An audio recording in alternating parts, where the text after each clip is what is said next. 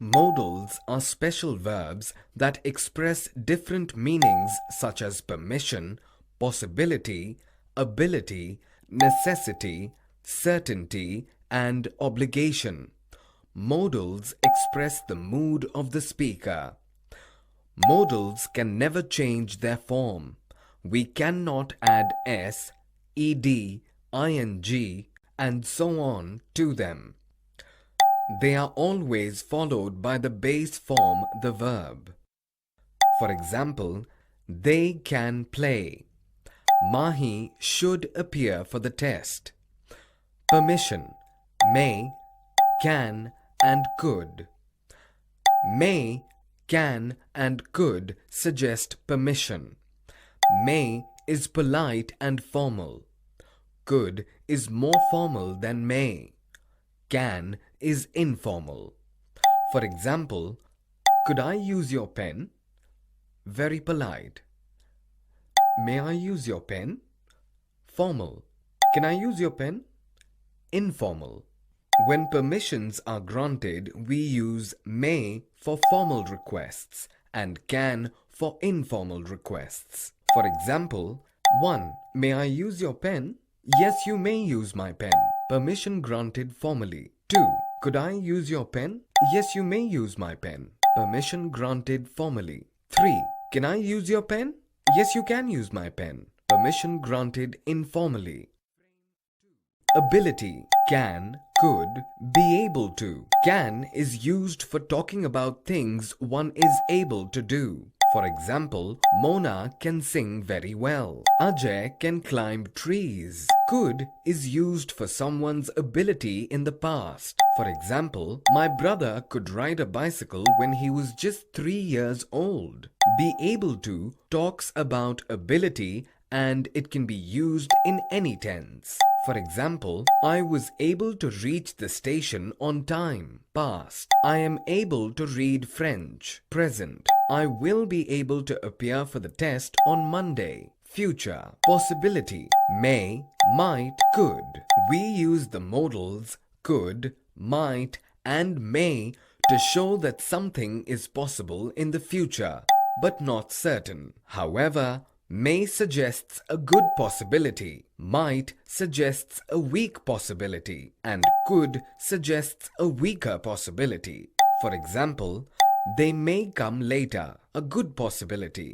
They might come by car, a weak possibility. If we don't hurry, we could be late, a very weak possibility. Suggestion, advice, duty, should, ought to. Should is used to express suggestion or advice. For example, you should eat healthy food. Advice, we should reach the airport by 10 a.m. Suggestion, we use the form should not or shouldn't when the advice is against something. Ought to is used to express moral obligation or duty. For example, we ought to conserve energy. Moral obligation. We ought to respect our elders. Duty. Request. Would, can, could. Can, could, would can be used to make requests. Can is used for informal request. For example, can I get something to drink? Would and could are used in formal and polite requests. For example, could you help me learn this poem? Would you like to take up this job?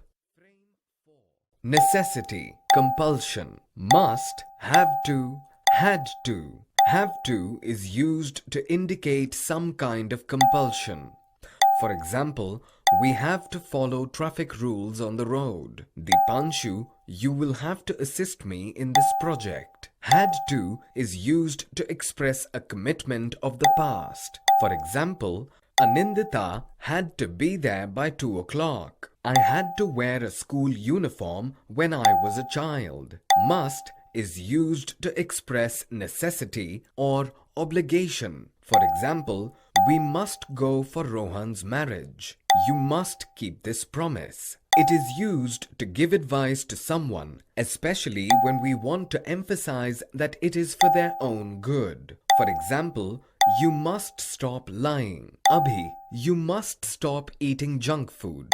We normally use have to for things that happen repeatedly with adverbs of frequency like always, often, and regularly. For example, I always have to do the shopping on Saturdays. You often have to wait in line at the grocery store. Must not or mustn't shows that it is important for something not to happen or take place. For example, you mustn't talk in the examination hall. Wish, may.